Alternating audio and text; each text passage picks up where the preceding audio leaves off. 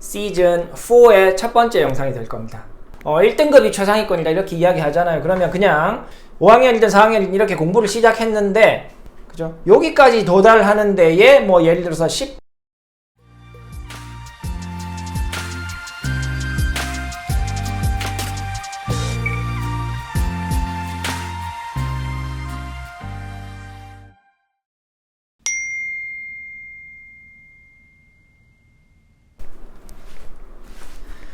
안녕하세요, 안윤 선생입니다. 오늘 7월 중순인데 오늘 이 영상은 시즌 4의 첫 번째 영상이 될 겁니다. 2019년 7월에 제가 첫 영상을 올렸고 지금 만 3년이 지났습니다. 또 마침 또 만 3년이 되는 7월에 구독자 수가 15,000명을 딱 달성했어요. 그래서 그동안 시청해 주시고 댓글 달아 주시고 또 뭐 알려주시고 공유해 주시고 그랬던 모든 분들께 감사드립니다. 오늘 시즌 4 영상을 뭘 말씀드리면 좋을까 생각하다가 일단 시즌 3가 끝났기 때문에 뭐 그 이전 내용과 상관없이 또 별개로 이제 시작하는 거니까 오늘은 좀 원리적인 부분, 가장 근본적인 우리 수학 공부에 대한 원리 부분으로 조금 접근해서 이제 제가 이 채널을 통해서 말씀드리려고 하는 그 주된 내용의 가장 그 바닥에 깔려있는 그 원리를 오늘 좀 말씀드리려고 합니다. 그래서 제목을 뭘로 정할까 생각하다가 최상위권과 최하위권의 여기 원리는 같다. 이제 수학 공부하는 공부 원리는 같다라는 걸 오늘 말씀드리려고 합니다. 그래서 제가 그래프를 하나 그려놨는데 미리 이 그래프로 제가 뭐 채널에서 계속 말씀드리는 심화가 중요하다. 선행은 그죠? 잘못하면 독이 될 수 있다. 이런 이야기를 오늘 이 그림 하나로 좀 그 원리를 말씀드리려고 합니다. 그래서 요 그림에 대해서 설명만 하면 오늘 영상은 끝날 것 같아요.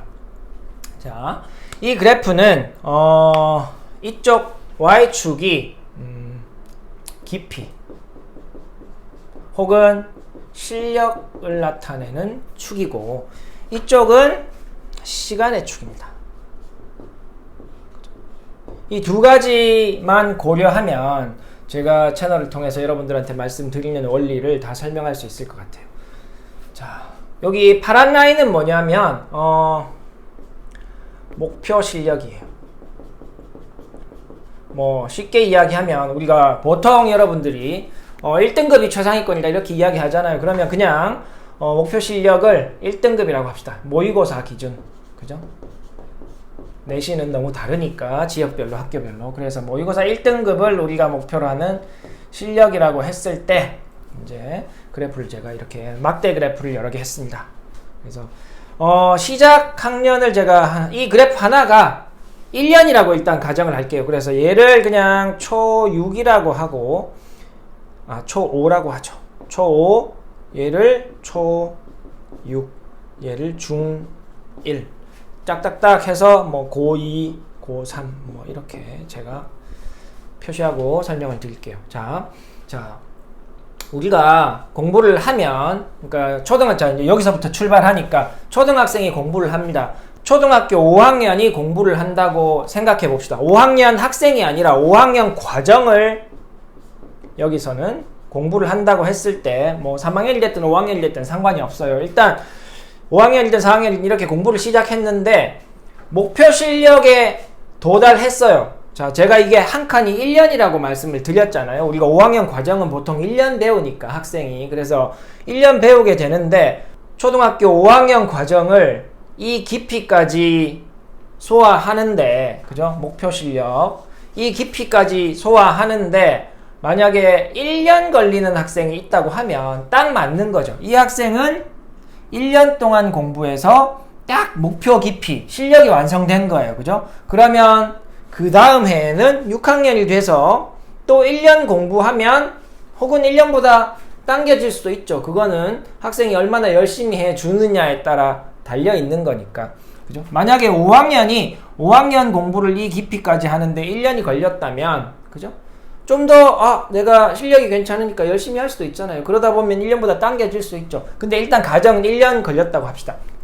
그러면 이 학생은 그죠? 이 학생은 1년 정도 공부하면 목표 실력까지 갈 수 있는 학생입니다. 그죠? 그러면 현행학습이 이 학생한테 맞는 맞춤 학습이 되는 거죠. 자, 그러면 그 학생보다 실력이 더 좋은 학생이라고 생각해 봅시다.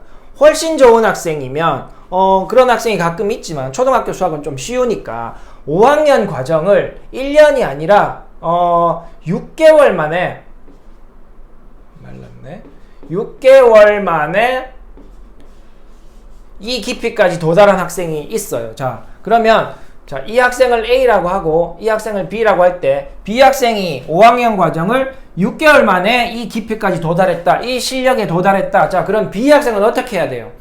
B 학생이 6개월 만에 도달했는데 나머지 6개월은 쉬고 있어야 되나요? 아니면 5학년 걸 더 공부하고 있어야 합니까? 아니죠. 이 B 학생은 5학년 거를 6개월 만에 끝내고 충분한 깊이에 도달했으니까, 충분한 실력에 도달했으니까 이 학생은 6학년 걸 시작하면 됩니다. 그게 이 B 학생한테 맞는 맞춤 학습이에요. 그죠? 그러면 이 학생이 6학년 거를 공부를 시작했는데 뭐 6개월 아니면 7개월 아니면 5개월 걸린 후에 또 끝낼 수가 있죠. 그러면 그 학생은 또 다시 중1로 넘어가면 되는 겁니다. 그죠? 이게 그 학생 실력에 맞는 맞춤 학습인 거예요.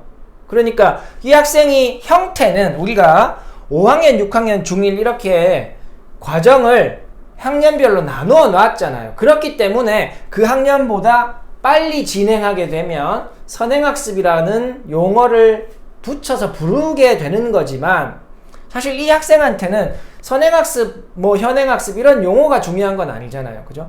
이미 끝냈기 때문에 다음 학년 걸 하는 거예요. 그러니까 그 학생한 이 B 학생한테는 계속 진도를 나가는 게 이 학생한테 맞는 맞춤 학습이 되는 겁니다. 아주 좋은 학습인 거예요. 선행학습이기 때문에 문제 있다 이게 아니죠. 근데 문제는 뭐냐면 이런 학생이 매우 적다는 겁니다. 이런 실력을 가지고 있는 학생이 매우 적다는 거예요. 우리가 고등학교에는 1등급이 4%입니다. 그죠? 100명에 4명밖에 없어요.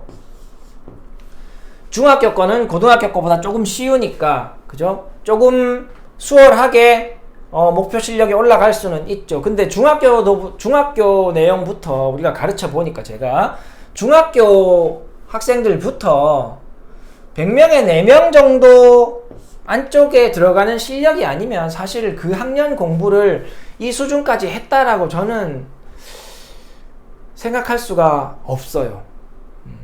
초등학교는 말씀드린 것처럼 수학이 조금 쉽잖아요. 그러니까 그 초등학교 수학 문제집에서 우리 학생들이 도달하게 되는, 그러니까 목표 실력까지 가게 되는 1년이 아니라 그거보다 짧은 시간 내에 목표 난이도까지 달성하게 되는 학생이 조금 더 있을 수는 있지만 막 4%가 아니라 막 20%씩 되거나 그렇지는 않다 이겁니다. 그래서 이렇게 빨리 할 수 있는 학생이 적다는 거예요. 자, 그러면 나머지 학생들은 어떻게 되냐면, 그죠? 선행학습을 하는 행태를 보면 어떻게 되냐면, 어떤 C라는 학생은 여기까지 도달하는 데에, 그죠? 여기까지 도달하는 데에 예를 들어서 10개월이 걸리고 2달이 남았잖아요. 그럼 2달 동안 이쪽 방향으로 공부를 더 해줘서 실력을 끌어올리면 되는데 옆에 아이들이 선행학습을 다 하고 있으니까 이 부분을 하지 않고, 그죠? 이 부분을 하지 않고 다시 여기서 시작하는 겁니다. 그러면 이 C 학생은 A 학생이나 B 학생보다 A 학생보다는 실력이 부족한데 진도는 좀 빠를 거고 B 학생보다는 실력 부족한데 진도도 느린 상태죠. 그죠? 이 학생의 문제점은 뭐냐면 진도가 B 학생보다 느리다는 것, 그건 중요하지 않고, 혹은 진도가 A보다 빠르다는 것, 사실 그것도 중요하진 않아요. 이 학생의 문제는 뭐냐면 이만큼 실력이 A나 B 학생보다 부족하다는 겁니다. 그러니까 시간이 남은 게 아니라 이 학생이 10달 동안 해서 여기에 도착했다면 이 학생은 사실 2달 동안 더 공부해서 여기에 도달하는 게 맞다는 거죠. 그게 C학생한테 맞는 맞춤 학습이라는 겁니다. 그래도 이 C학생은 어느 정도 평균이라고 치면 이보다 높으니까 그래도 실력이 나쁘지 않다라고 볼 수 있는데, 어떤 학생은 D학생은 12개월을 다 쓰고도 여기에 머물러 있을 수 있잖아요. 그죠? 그럼 이 학생은 어떻게 해요? 12개월 동안 열심히 했는데 여기에 머물렀다면, 그러면 다음 학년이 되면 다시 여기서 시작해야 되잖아요. 그래서 여기서 다시 올라가서 12달에 여기에 도달하게 될 수도 있고, 아니면 여기에 도달하게 될 수도 있어. 이거는 이 D학생이 얼마나 열심히 해주느냐에 달려 있는 겁니다. 열심히 하지 않는 거는 저희가 말하지 않도록 하겠습니다. 그것까지 다 포함할 수 없으니까. 그래서 이 D학생은 12달 동안 진짜 열심히 해서 여기에 도달했다면, 그 다음 학기에 초등학교 6학년, 그 다음 학년에 초등학교 6학년 걸 시작해서 진짜 또 열심히 한다면 이 학생은 이렇게 되게 돼 있습니다. 그게 공부의 원리예요. 자기 수준에 맞는, 그죠? 이 학생이 자기의 수준에 맞는 책을 가지고 진짜 열심히 했다면 실력은 계속 올라가게 되는 겁니다. 그래서 이 학생은 초등학교 6학년 마칠 때 여기에 도달해 있는 거예요. 이 학생이 중학교 가는 게 좀 걱정돼서 만약에 이렇게 하지 않고, 그죠? 여기에 도달하지 않고 여기에 머문 상태로, 그죠? 중학교 거 미리 조금 시작했다고 해서 이 학생이 나중에 중학교 거를 팍 치고 올라가는 이런 일은 벌어지지 않는다. 이렇게 설명을 해드리면, 그러면 실력이 없으면 선행학습을 하지 말라는 말이냐, 실력이 부족하면 선행학습을 하지 말라는 말입니다. 실력을 올리고 싶을 거 아니에요. 공부의 방향은 제가 진짜 좀, 공부의 방향은 열심히 했을 때 실력이 올라가는 방법을 택해야 하는 겁니다. 공부를 했을 때 실력이 올라가야 되는데, 실력이 부족한 학생들은 만약에 선행을 하면, 선행학습을 하는 게 실력이 올라가는 방법이 아니라는 거예요.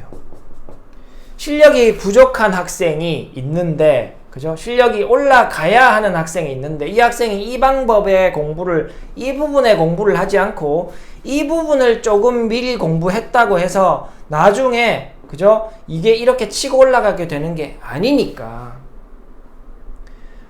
또 그렇게 또 어떤 분은 이제 고등학교 선행을 안 해도 고등학교에 문제가 발생하지 않느냐 이렇게 말씀하시는데, 실력이 부족하면 선행을 해도 고등학교에 가면 안 한 거하고 똑같이 된다는 거예요.